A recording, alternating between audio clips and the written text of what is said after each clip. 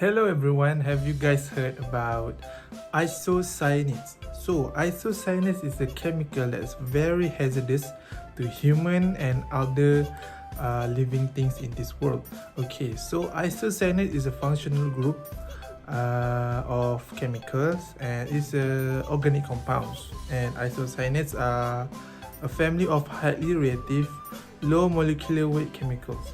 So this chemical is widely used in manufacture of flexible and rigid foams, fibers, coatings such as paints, and especially we can found in automobile industry. Automobile industry is one of the biggest industry that use this chemical as their main chemical for foam cushion, mattress, car seats, and other else things that using this chemical, especially the paints for the car. So side effect of isocyanates to human. So isocyanate is a very dangerous chemical if we expose it too much. Okay, and isocyanates also can cause vomiting, consciousness, and eye and skin irritation. That is the example of the side effect of isocyanates, and also can harm our skin if we not protected by any glove or any cover, and also can cause gastric pain and nausea and difficulty to breathe. So the most common form of exposure to workers is inhalation, which is if the workers not wear any PPE or apply any countermeasure to them, like face mask or glove, they can easily get affected by isocyanate chemicals, which is very harmful to skin, to eye, and our respiratory system. Okay, for the countermeasure to avoid and prevent isocyanate poisoning, the industry like automobile industry can use this countermeasure, which is they have to the industry itself have to isolate the chemical and store in the safe place, or they can build a barrier or a storage that can keep the chemicals to go out, to expose outside. And while doing the work using the chemical, PPE also can be applied to the workers.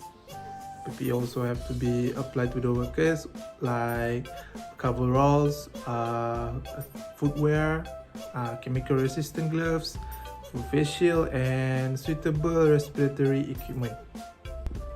Okay, now I will show you guys the video about isocyanate poisoning.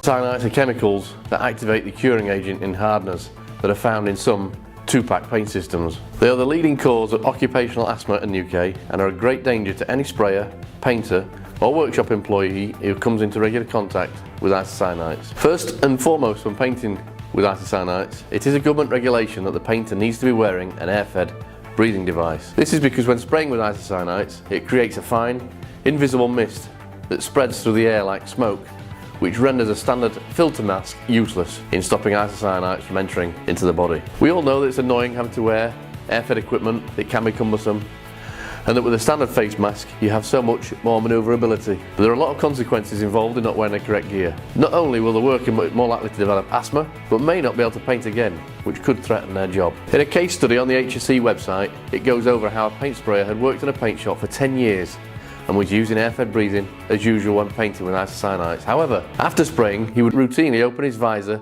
to check on paint coverage and quality, which allowed the overspray that was still in the air to enter his body. This then resulted in asthma and eventually made him unemployable, as he was unable to work effectively. There are also consequences for business owners. In another case study, the HSE website explains how a small company decided to erect their own spray booth without the guidance of a specialist. Not only was the spray booth leaking badly into the adjacent work areas, but it also contaminated the air in a factory next door.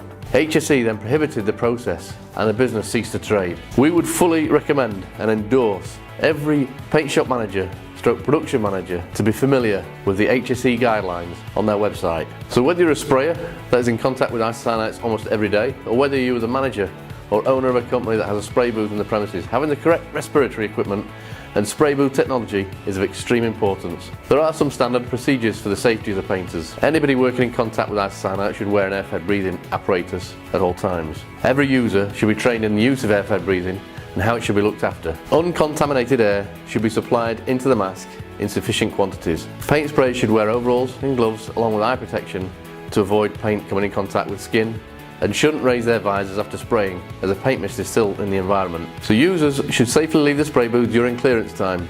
For a full checklist and procedures, click the link in the description to our blog where it is documented. There are two types of air-fed masks available, battery powered and air powered. HSE make it clear, again on their website, when an operator is using isocyanates, air-powered masks must be used as the air is drawn from a separate source, i.e. a compressor, and filtered multiple times before entering into the mask. Battery-powered air-fed masks are suitable for powder coaters and other non-hazardous applications. Okay, that is all from me. Thank you.